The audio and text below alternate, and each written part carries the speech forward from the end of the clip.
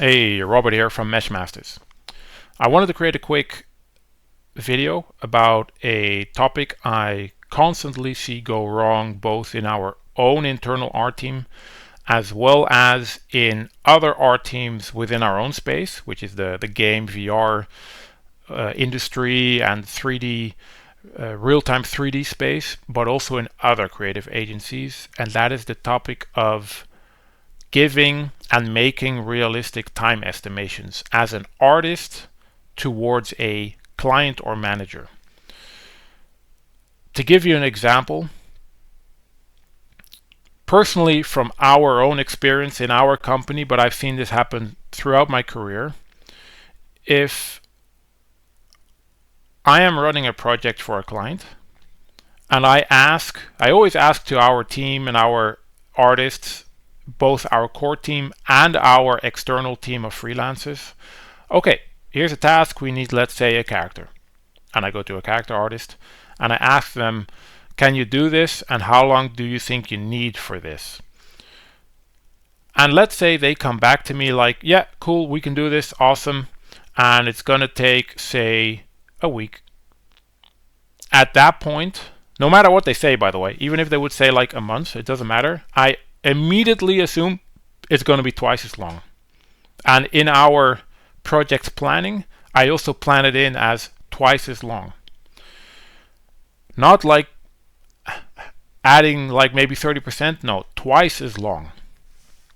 And the reason is all artists, in my experience, and I used to be similar to that, and I probably still make that mistake, we think we can do it in a very short time because there is this pressure on us to constantly do everything as fast as possible, which really means also as cheap as possible. But as a result, we tend to be a little bit afraid, I would almost say, to give realistic numbers. The other facet to this is most people don't understand that version 1 of the task, so let's bring up the character example again.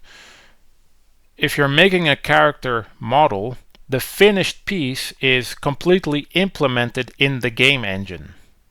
The finished piece isn't the first model you send to the art director.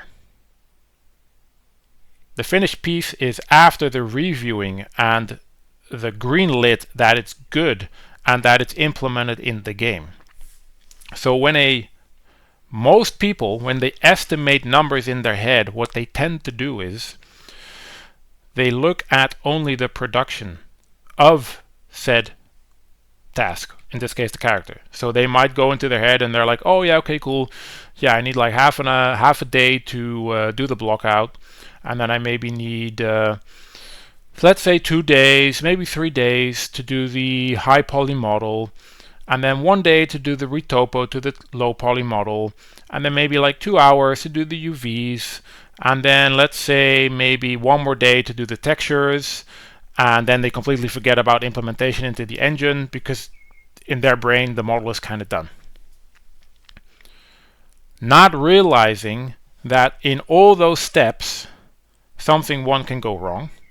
It needs to be reviewed and checked, both technically and from a style perspective. And then once the model is finished, so like version 1 has been checked, everything is good, it still needs to be implemented and tested. And so that 1 week journey really becomes a 2-week journey, because what if the UVs are incorrect? Man, that means you need to go back halfway of everything you did and redo everything again. And then even once the model is completed, you know, the art director gave you the green lit, it's done, it then goes to the rigger and the animator. They have to work with that. Who knows what's going to happen there? Anything can go wrong, right? And then it still needs to be implemented into the engine. Who knows what's going to happen there? So really a 1 week task, like a character, is at least double as long as you think, and really by the time it is fully done in engine and in the game, it's probably like a month if it started with a week. So the big takeaway I want to give here to fellow artists is, please learn to imagine the bigger scope of the task at hand. It's not only you making the initial model, it's the whole big picture with all the communication in between, the feedback in between, who knows what type of creative challenges needs to be handled or technical issues will come up. And then when somebody asks you how long does it take for it to be finished, what they really mean is it is finished for the next person. It is not version 1 model, it is finished so the next person can handle it. So again, whenever people ask you for time estimations, look at it from the big scope where you can just let it go and never ever touch it again. We internally, just to give you how we do this internally, whatever task comes in and time estimations I get, per default, I just double the time.